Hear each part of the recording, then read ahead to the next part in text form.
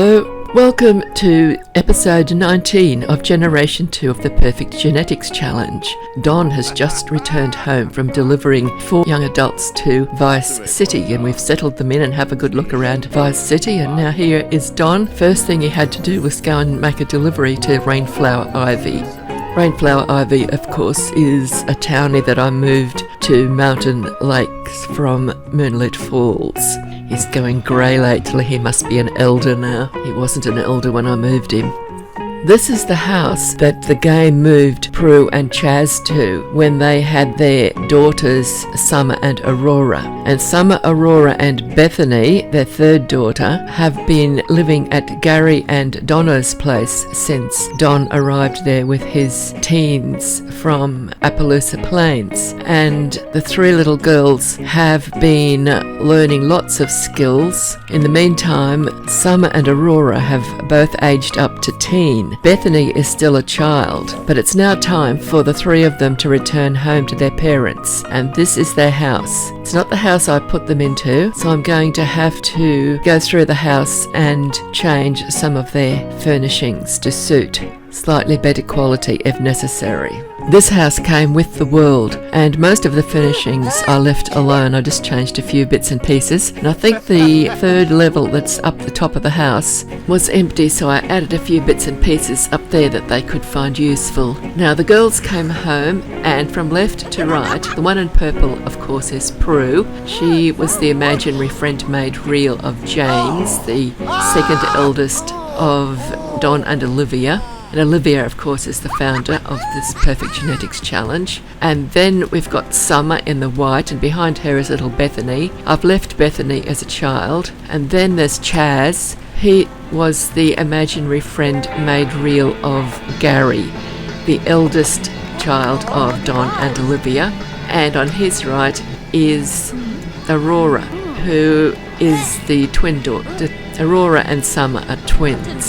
Now 3 of them have headed off to the kitchen. They're going to, 2 are hungry and are going to eat pancakes that somebody has already just cooked. And Chaz is going to play on the computer. The other 2 went upstairs to have a sleep in one of the bunk beds that came with the house. I've unpacked all of their belongings, the things that they made while they were living at Gary and Donna's place. They've learned lots of skills. I aged up the 2 girls because they were born at the same time as the other teens that I aged up in Appaloosa Plains and at Gary and Donna's place. Now that Don has completed his time at Gary and Donna's place, he's going to move next door to age up and train the children of James and Carla. While I had Prue and Chaz's household as the active household, I took the opportunity to empty their inventories as well, because having minimum amount of things in personal inventories helps the game to run much more smoothly. The girls have settled in. There's 2 bedrooms between the 3 of them, and I suspect that they will just use whatever beds they decide to use, so I won't worry too much about making sure they're in their right beds. I was pleased this upstairs area was vacant because it gave me a place to put all of their storage units to where they could keep the things they've collected and made.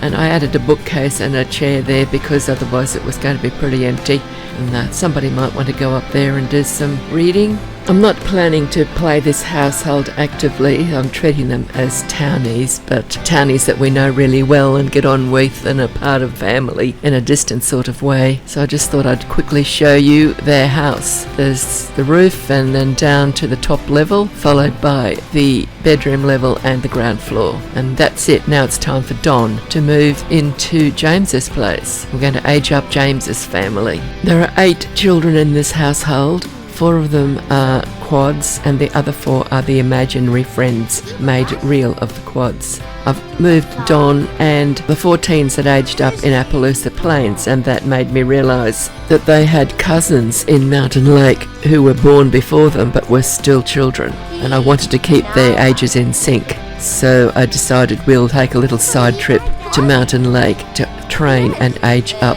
their cousins and imaginary friends made real that were in Mountain Lake. And that led to some of the teens from Mountain Lake aging up to young adult, which then meant they had to be moved to Vice City because there were no spare houses in Mountain Lake, and Mountain Lake was a bit overpopulated and starting to show signs of having too many Sims in it. So I moved quite a few Sims here from Moonlit Falls, the townies.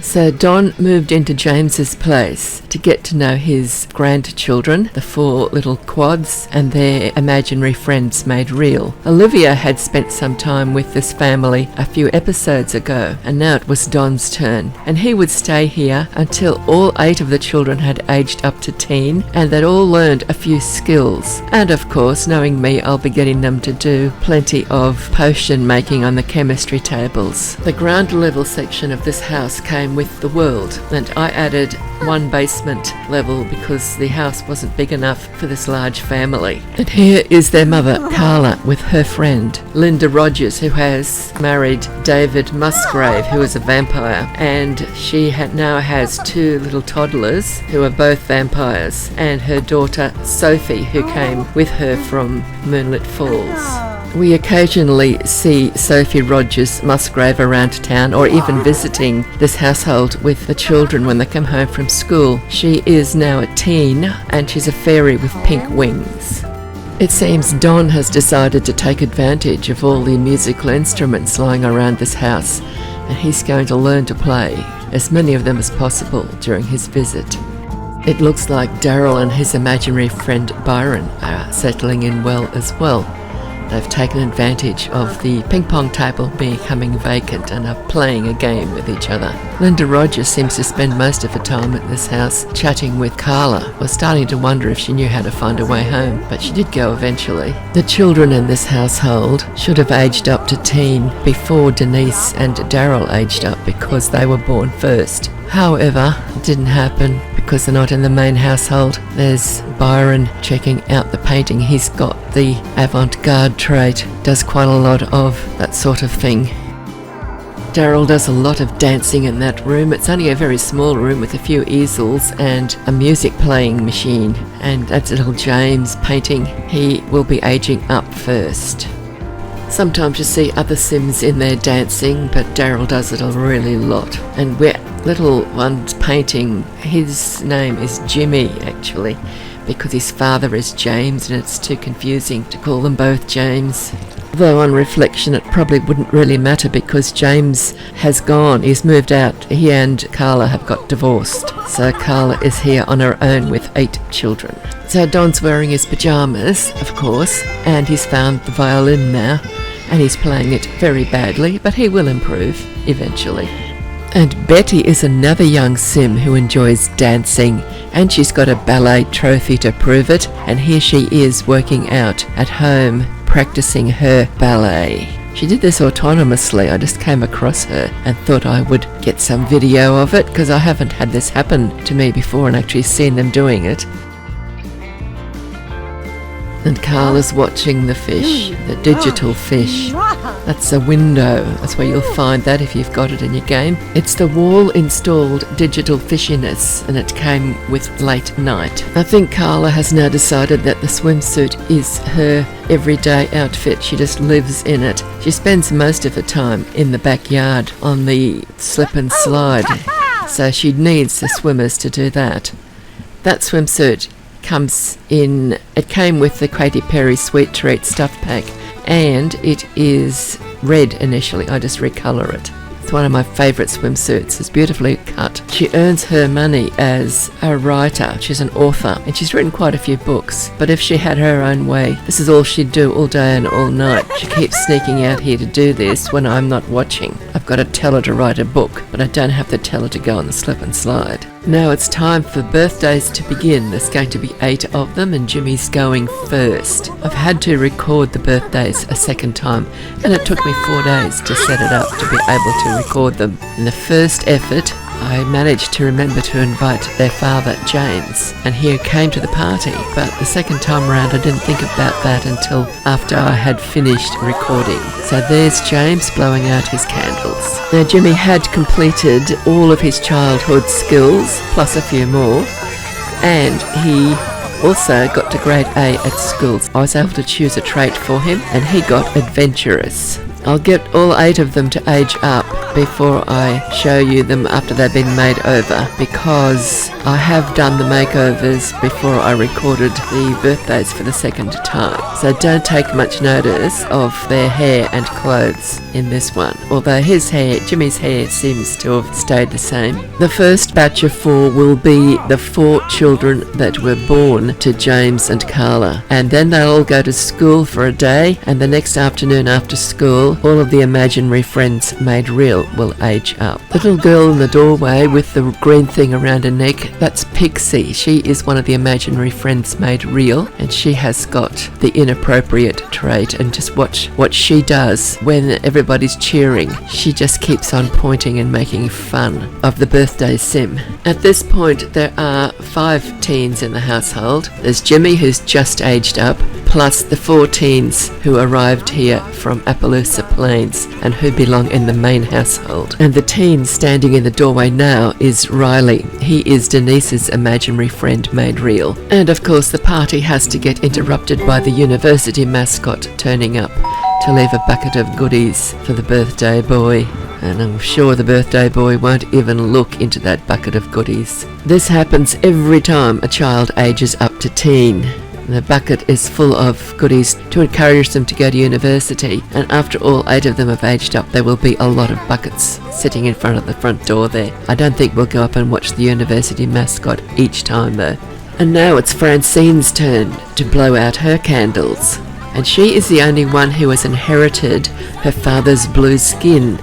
And James, her father, was the only one who inherited his mother's blue skin. And of course his mother was Olivia, who is the founder of this Perfect Genetics Challenge. The other one in this household at the moment who has inherited something from Olivia is Denise. Denise has Olivia's hair, but she didn't get Olivia's eye colour. And to be the heir, she needs to have both the hair and eye colour of the founder. And Cindy got that, but Denise didn't. She just got the hair. There's Denise standing there with her back to us with the white jacket on. And see little Pixie there just next to Denise. She's pointing and laughing at Francine, who has just blown out her candles.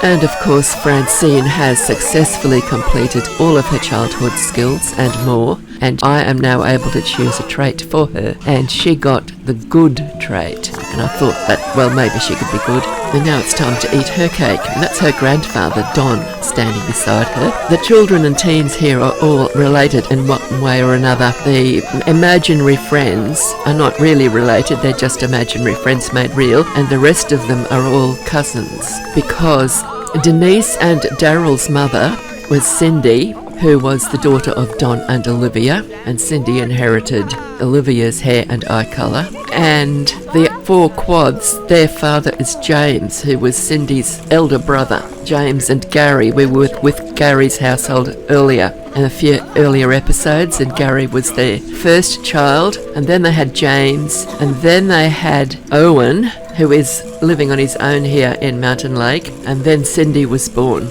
And after Cindy was born, there was Percy, and Percy is currently Carla's boyfriend. I thought that's an interesting combination. Not sure what to do about that. Maybe I'll just move on and let the game decide. The thing is, Carla needs one more baby to age up to teen to get her lifetime wish, and she's only got 4 and she needs 5, so that's a problem to solve in the future episodes. Now it's time for the next birthday, and this is going to be Betty. I thought it was very considerate of her household mates, because they decided to stand in a way that I didn't get blocked from videoing her blowing out her candles. Betty is another child who has diligently completed all of her childhood skills, plus a bit more, and she's at A grade at school. And there she is, she's spun into her teenaged form, and I am able to choose a trait for her, and Betty got the flirty trait. She takes after her grandfather Don. He's a flirty sim as well. Thought it might be a bit of fun having her as a flirty sim. And here she is eating her cake. Everybody else is still over there blowing their whistles and cheering. Looks like there's a bit of flirtation going on in her mind, and somebody else over there who's cheering was having some pink heart thoughts as well. Not sure who that was. Eventually most of the others joined her to eat cake, And then we had only one more birthday cake with candles to be blown out, and that will be done by Amelia. She'll be the final of the 4 quads born to James and Carla to age up to teen. Now, in order to get the quads, I just wanted them to have her 5 babies really quickly. We didn't want to have to go through 5 pregnancies. So to try to get the quads, I used NRAS mods, which will allow a 4th baby. Without the mods, I think the most you can have is triplets. And I got the fertility treatment for both James and Carla. And then Carla did everything possible to encourage a multiple birth, like reading books to do with pregnancy and watching kids' TV and playing kids' music, and she got the quads. But now, because she's got the fertility treatment, both her and James had it, I didn't want another set of quads or triplets or even twins, just want one more baby. And I was thinking that getting her and James to adopt one extra might be the way to go. But now that James has vanished from the scene and they're divorced, I'm not sure what to do. Anyway, here's little Amelia standing in front of her cake, getting ready to blow out the candles, and Pixie's there pointing and laughing at her as she does whenever there's a birthday. And she's blowing out her candles, and of course she did very well with her studies, and she's learned all the skills that she needed to learn, and she's grade A at school, so we're going to be able to choose a trait for her too. And her trait that she's going to get is social butterfly. Wondering how that will change the way she behaves in the game. Try to give them a variety of traits to make their behaviours all interesting. You never know what I might do with these Sims later on. Although I do prefer to play later with the imaginary friends that were made real, because I can have much more fun with making their appearances look totally different. I don't change the facial features or anything other than the traits of Sims that were born in game. The thing that interests me most about the Sims that are born in the game is to see what they actually inherit from their predecessors, their parents and grandparents, and that really doesn't work well if you're changing their appearance in Create a Sim. So I tend to leave them alone, just take what I get when they're born and when they grow up. There's Don chatting with his granddaughter. I don't think any of the quads have inherited his green skin. Only one of Cindy's twins has inherited that green skin. The youngest one, the little girl.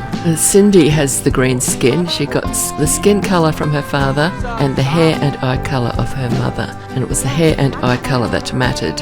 Oh, look at that sink. It's got so dirty. I've never seen that sink dirty before. To clean that. I suppose that's what happens when you've got so many Sims washing so many plates in it so quickly. The teens, the newly aged up teens, are busily tidying up, getting ready for bed. School starts early in the next morning, and then we'll have more birthday parties after school. That sink's nice and clean now. And there's a laundry gnome sitting on the washing machine or the dryer. Looks like it's a dryer. Could be a washing machine. I just forget there's 2 washing machines and 2 dryers there. We need 2 of each. So much washing in this household. It seems not all of the dirty plates got washed, and Walter is a slob, and he detected a dirty plate and he decided he'd better lick it clean. And I decided I'd better show you him in action. Daryl notices what he was up to and is absolutely grossed out by it. After washing the plate at the sink, Walter wandered into the birthday party room.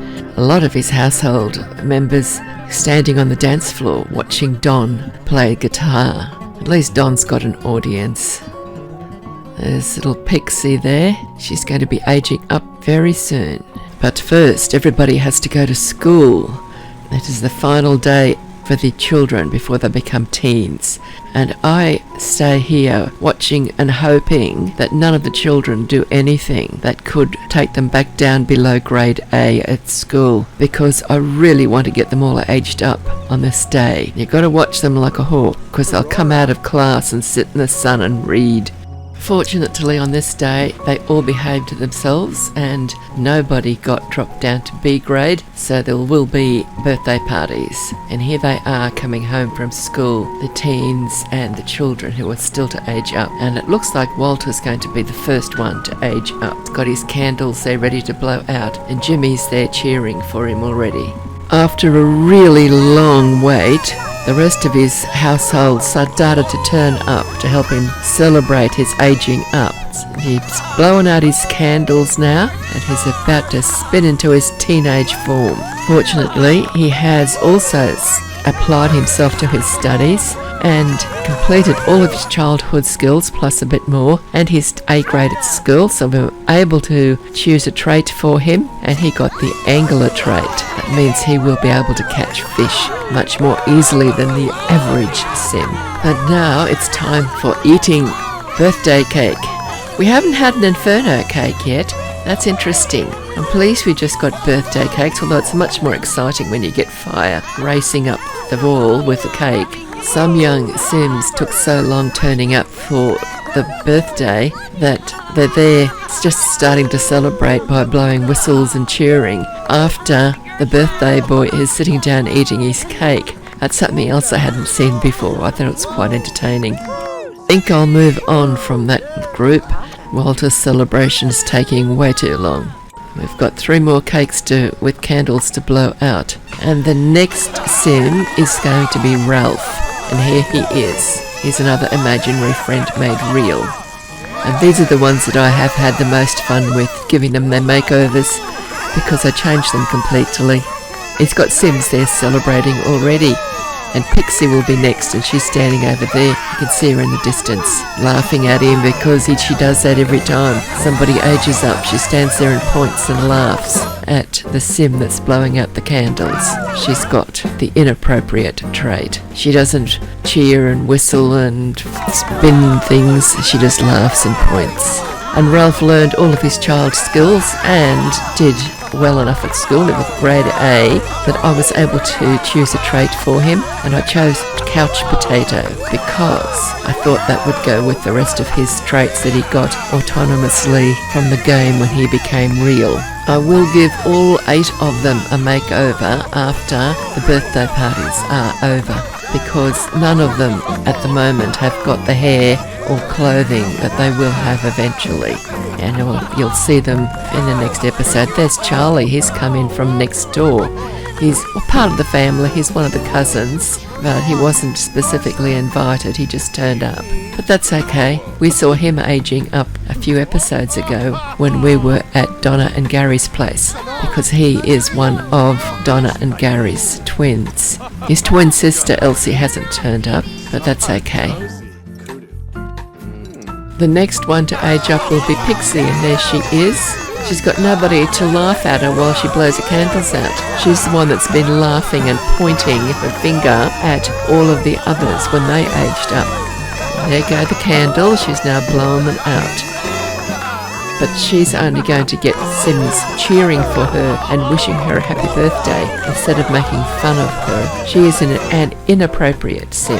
But she still managed to complete all of her childhood skills and get to grade A at school. I was able to choose her new trait, and I thought she might find charismatic a useful trait to have. Otherwise, she might have a few problems in life if she's just inappropriate.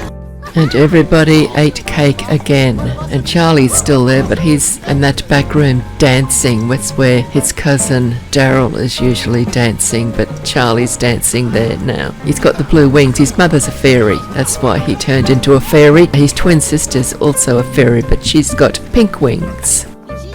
And there's one cake left, and that's for little Louie. And there he is, ready to blow out his candles as his household gathers around. They're not all his cousins because he's an imaginary friend made real, but his previous owner is one of the cousins. And just about everybody in the room is a cousin of most of the others. As Don is the grandfather of all the cousins, and Carla is the mother of 4 of the cousins. There's Pixie. She's a teen now. She's got a flower in her hair, and she's pointing and laughing at the birthday cake as usual. And there go the candles. He's blowing them out. And after he has spun into his teenage form, we'll have a look at the huge family tree. We won't wait to watch them eat their cake. I'll just take the last few minutes to see how they're all interrelated. And because of his success at school and learning his childhood skills, he got his trait of adventurous, because I was able to pick it for him. And now they're going to eat cake while we look at the family tree. But first of all, I'll line them up and we can see them after they've been made over. From left to right, there is Jimmy, followed by Francine and Betty and Amelia. And then the imaginary friends are Walter, Ralph, Pixie and Louie. And in the family tree you will only see imaginary friends who are in relationships with a sim that is belonging in the family tree. Don was out the back playing on the slip and slide in the dark, so we'll focus on that family tree, and we will go first of all to Olivia because she's the founder. And Olivia and Don each have extra children that they don't have together, and Olivia's only extra is Petal, who is a plant sim, and Petal is in a relationship with her imaginary friend made real, Cosmo, and they live in Mountain Lake. And the extra children that Don has are all aliens. Martin, Mary and Max are all now living in Vice City. Sonny is the youngest of the alien children and he is still living at home in Appaloosa Plains. Now the eldest, the first child that Don and Olivia had together is Gary, and he and his wife Donna have twins and they live in Mountain Lake. Donna has a plant sim, Petunia, and Petunia's recently moved to live in Vice City because she aged up to young adult. But the twins, Charlie and Elsie, are still living in Mountain Lake with their parents because they're teens. Then Don and Olivia had another son and it was James. And James is now living in Mountain Lake. He was married to Carla and had 4 children with Carla. But they're divorced now and James is in a relationship with a plant sim, Mabel, who is somehow connected to Donna. I've gone back to an old save from about 4 years ago when Mabel and Donna were in the same household and there were only 2 of them in the household, and Mabel had nobody but herself in her family tree, so I would guess that I put her in there from another save at some point. So I have no idea what Mabel's mysterious origin is. I had Mabel and Donna and some others living on their own in Mountain Lakes before Donna met and married Gary, and I went back to Mountain Lake at one stage and discovered that Mabel was a homeless sim, so either the game or Donna kicked her out of that household, and I put her in the house in the corner and we will be playing with her in a future episode because that'll be the 3rd and final house that Don visits and moves some sims from Mountain Lake to Vice City. Now we can see under James then his family tree, his connection with Carla is broken. The game did that, not me. And the children, well, we've just aged them all up. That's what this video's all been about. So I won't really go on too much about those 4. They're the quads that we've just aged up to teen. After James, Don and Olivia had another boy. This one was Owen. And Owen is living in Mountain Lake. He is in a relationship with his imaginary friend made real, Trish, and they are boyfriend and girlfriend. After Owen, they finally had a daughter, Cindy, and Cindy turned out to be Olivia's heir. Cindy inherited Olivia's hair and eye colour, and Cindy married Bill, who was made especially for her, and they have 2 sets of twins. The first 2, Daryl and Denise, are here in Mountain Lake at the moment with Don. They've aged up to teen before they set off for their travels. And the second 2 are Donna and Debbie. And Donna is Cindy's heir, so she will be heading up Generation 3. They live in the main household, which is currently found in Appaloosa Plains. I moved them there from Moonlit Falls.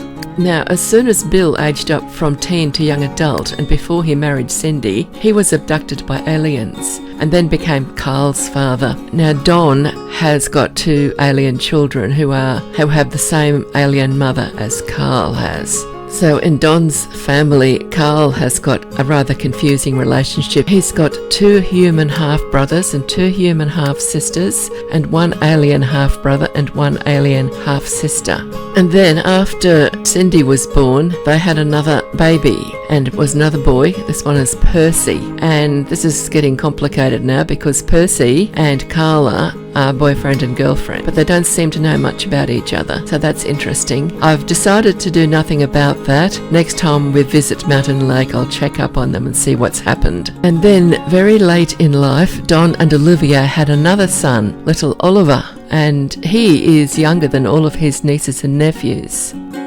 Now, Don has two more alien sons that we haven't mentioned yet. That would be Max and Sonny. Max is a young adult, he's just been moved to Vice City, and Sonny has just recently aged up to teen. And we haven't mentioned them before because they have a different mother from the other two alien children that Don's had.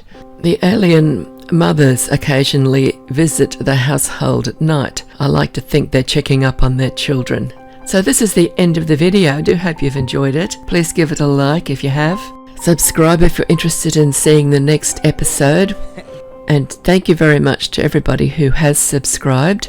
And congratulations for getting to the end of the video. So we'll say goodbye to this group of young Sims who have all just aged up to teen, and their training will begin in the next episode. Actually, it'll end in the next episode as well. So thank you for watching. Bye bye for now, and happy simming.